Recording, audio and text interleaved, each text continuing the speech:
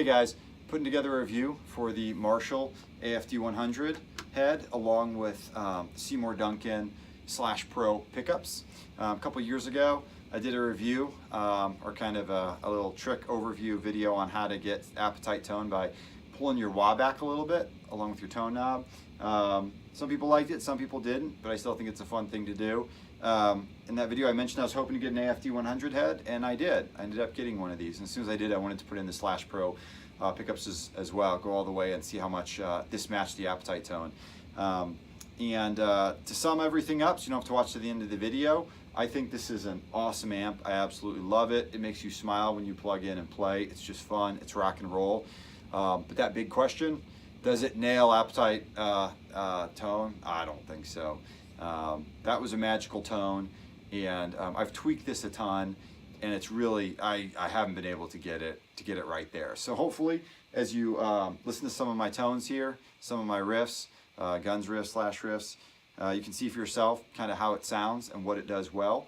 But in terms of, is this the magical unicorn to get you there? Probably not. But if you want to have some fun jamming out, it's a great amp. So here's a couple more tones.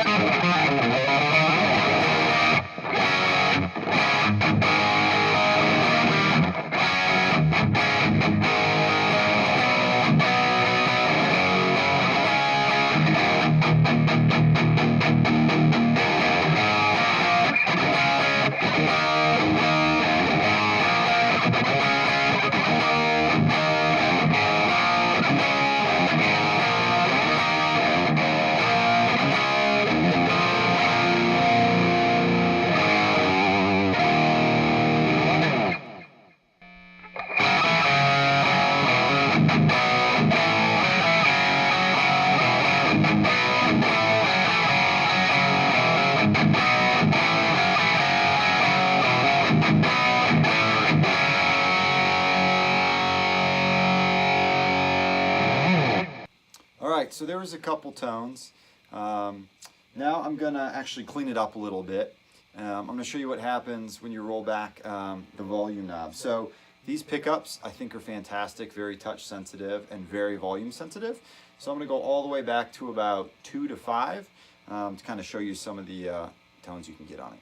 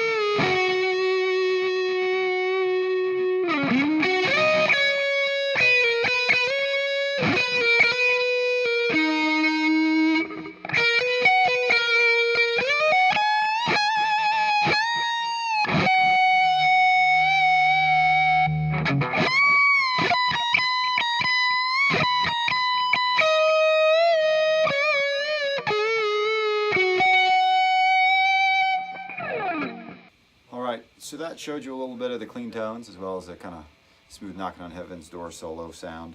It's really nice. I think you can see kind of how you hear the note articulation.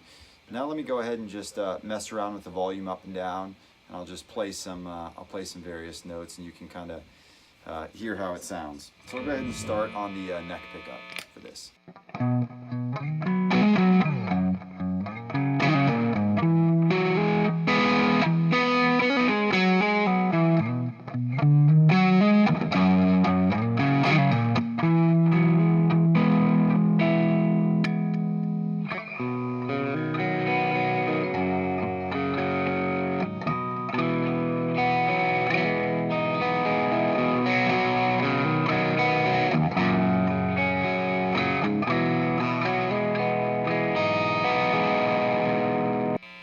Okay, now I thought something that would be nice is to compare, what does another guitar sound like without the Slash Pros on this amp. So I'm going to go ahead and throw on a Les Paul Custom I have here.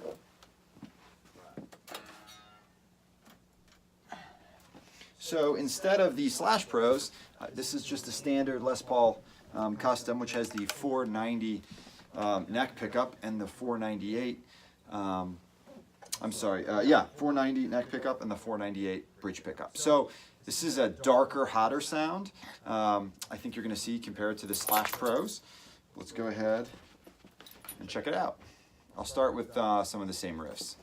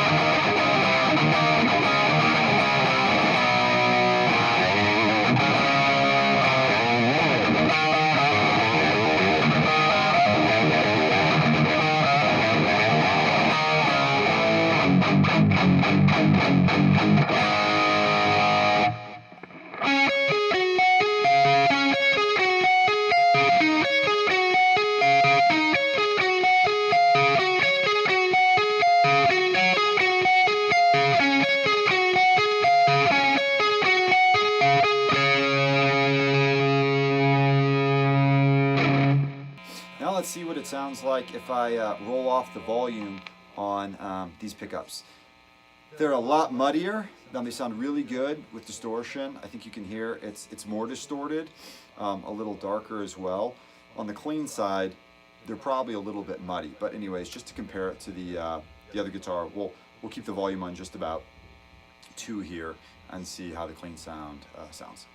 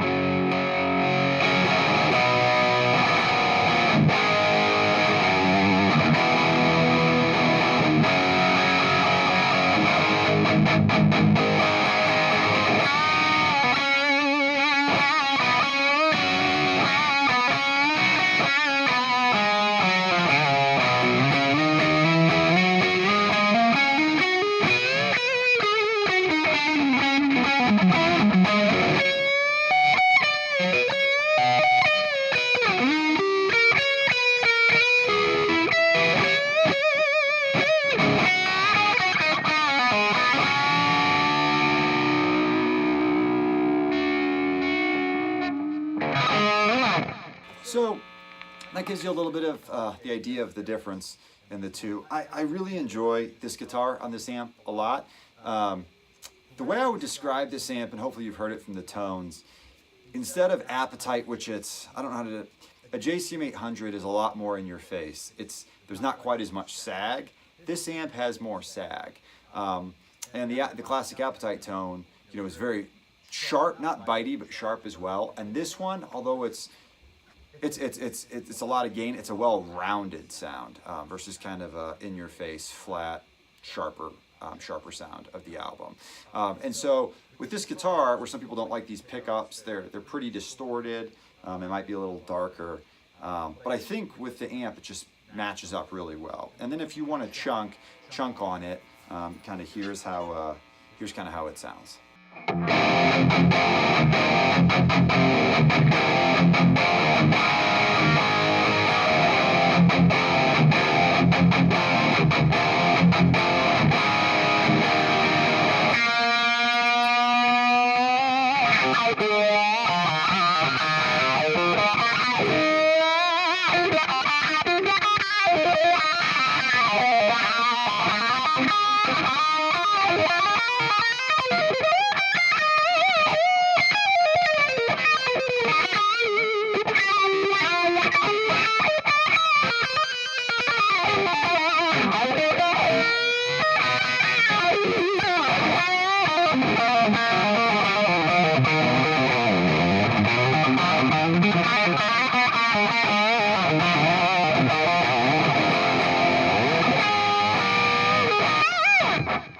So hopefully that gave you a little bit of a flavor for the differences in the guitars. Now what I'm going to do is go back to the other Les Paul, and I'm actually going to show you a couple different sounds on the amp.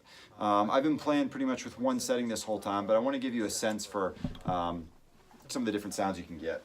All right, so now I'm going to talk a little bit about the tones you can get. So I have it set up for a sound that hopefully sounds good on YouTube. It's very different what I hear through the SM57 in my monitors to rendered audio file to uploading it to YouTube. So I tried to set something up that I thought would sound good on end result on YouTube. But overall, with the amp at lower volumes, I tend to use it with a lot of presence. As you crank an amp up, obviously the tone, and when I crank it up, I should say, both the volume, but also this amp, it has an internal power attenuator. It goes from 0.1 watts all the way to 100 watts. So as you turn that up, you're gonna have to adjust the settings a little bit. But I'll just tell you how I have it set up right now, and then I'll change some stuff and show you how the tone changes. So right now, I'll talk about everything from 0 to 10. Just 0's off, 10's the knob, all the way up to make it easy. So on the power, I have it at about 4, which I don't know how many watts that is. It's probably something like 10 watts. And then the master, I also have it about 4. So definitely bedroom well, a little more than bedroom volume. It's still loud, but you could play this in your basement, probably an apartment, and not make the neighbors too upset. You might have to turn it down a bit. But the presence I have basically at 9.5, and then the treble along with that, I have it about 8. So that's really, really high. And I'll show you why I do that. When I turn them down, I'll show you how the tone changes. The bass and the mid, I have both of those at 6. And then the gain, I have it about 6.5. So let's walk through some of the different features and how it changes the amp. The first thing which is really interesting is the gain. So just like a JCM 800, which I have and can kind of compare, it does the same thing. There's some type of bright cap where when you turn the gain down, it gets really bright. And when you turn the gain all the way up, it gets muddier, darker. So let me show you what I mean by that. Here's the tone I have, and I've been playing this whole time with gain at about 6.5.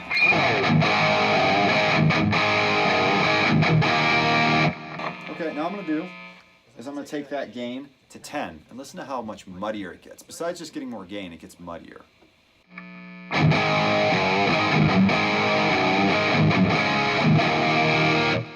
See, so especially for kind of that slash tone, which is a lot more, there's some empty space there. It's not all filled in. 10 doesn't sound good.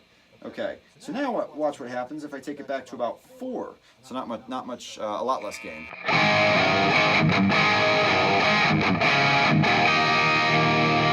So you see how trebly that got? Some of you might like it. So for like a night train riff, here's how that would sound.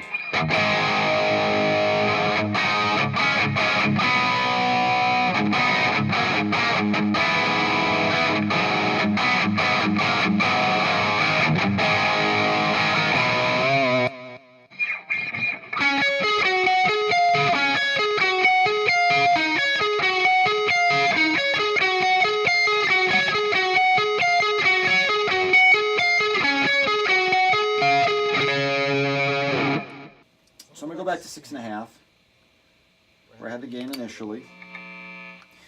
And now what I'm going to do is mess around a little bit with the presence. So when you buy the amp, the little manual says Slash sets everything on about 6. That's kind of where I started, and it just wasn't quite clear enough. So I'll show you what happens if I just set everything on 6. So basically this is just taking mainly the presence and the treble down from where I have them almost closer to max.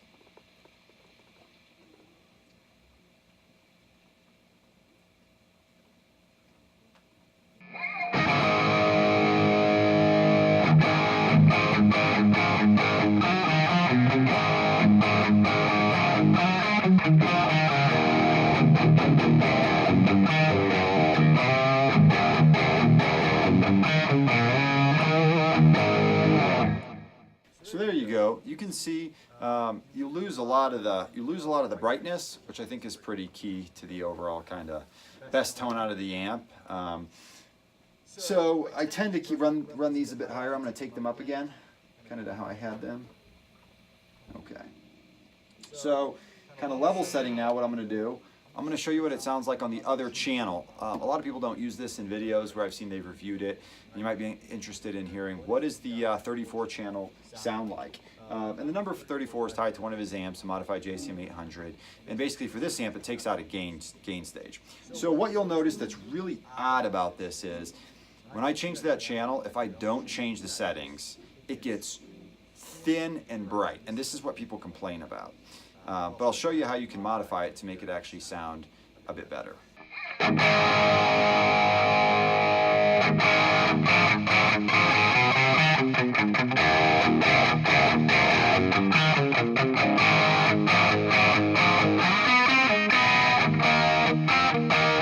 So as you can see there, really thin, right? When I showed you earlier, you take the gain back to about 3, 4, it gets pretty thin. That's kind of the sound it has. But the way you adjust this channel to make it sound good, take that gain all the way up. There's not as much gain in it anyways, so you could use the extra gain. Remember how taking that gain up muddies it up a little bit, thickens it? That actually helps with this thin channel. And then absolutely take your presence and your treble down on this. So I'll take them back to 6. Just because it has so much treble already, you don't need it. So when I do that, here's kind of what it sounds.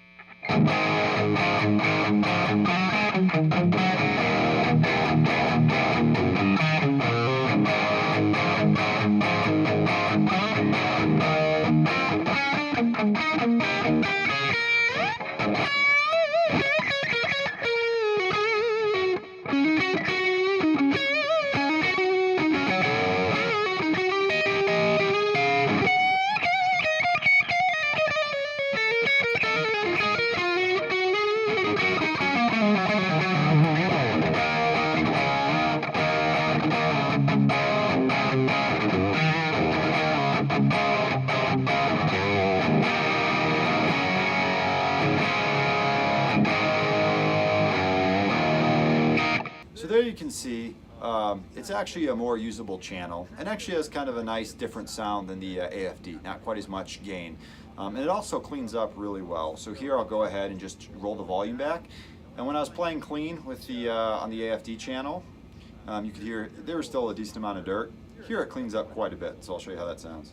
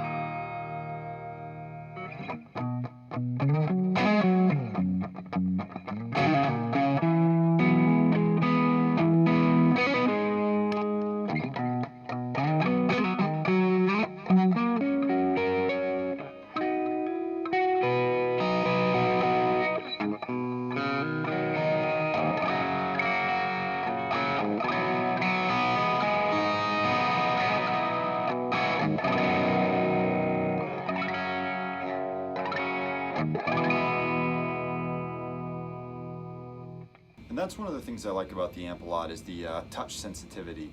I'll demonstrate on this channel, but you can really kind of, if you keep the volume low, you can get a lot of great kind of clean sounds, and if you really crank it up, you get a lot of gain. So here's kind of how that sounds.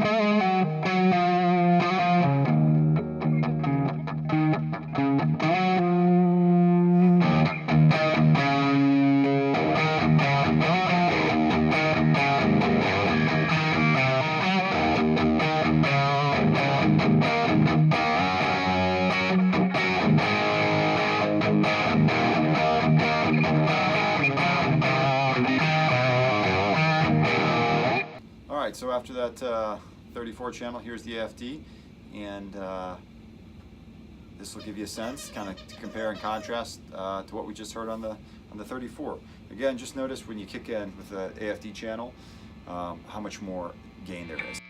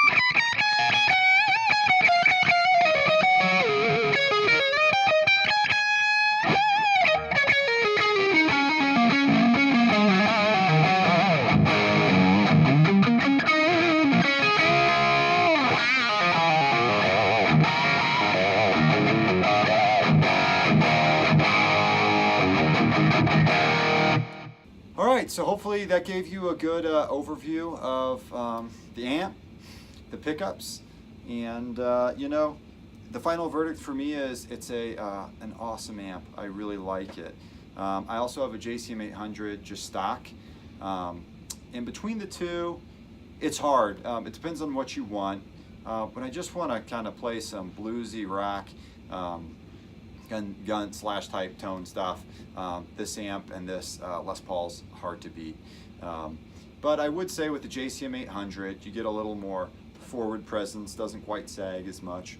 Absolutely, when I'm playing heavier music, I tend to use that amp. So if I had to choose one, I may do the regular JCM 800, but fortunately able to have both, and this just does some fantastic stuff. The one other thing I will notice for the verdict on the my final verdict on the pickups, you know, I went back and forth when I first had them. I don't know if you could hear, but compared to that guitar, the 498, obviously a hotter bridge, but this bridge pickup almost sucks the gain out a little bit. It's a higher output pickup, so it is loud, powerful, but I'd say you get really strong mid boost, but does not break up, distort. This amp provides a lot of great gain already, very natural gain, so they mix well together. These pickups with a JCM 800, it almost sucks out the gain too much. It sounds empty, whereas something like that sounds a lot fuller. The neck pickup, I just almost call butter. I think it's beautiful, smooth, and whether I play it on this head, the 800, or even like my Fender Vibroverb, it's a great pickup, even clean. And I have a Timmy pedal I like, or an Ethos Overdrive, and just a little bit of that on a Fender Vibroverb, and it sounds so smooth. And the bridge pickup actually sounds pretty good with that kind of setup as well. So I think it works really well for the AFD head, for a clean amp. Not as good for a normal rack tone JCM 800, and I'd say okay. I have a Mesa Boogie Mark V, or if you're playing with, like, you know, Bias, or if you have Kemper or Axe effects, you're playing some metal, something really aggressive, it's okay because there's so much gain there that can kind of make up for the pickup, but it's not necessarily ideal. All right, so hopefully that was helpful. Fun to put this out there, and let me know what you guys think.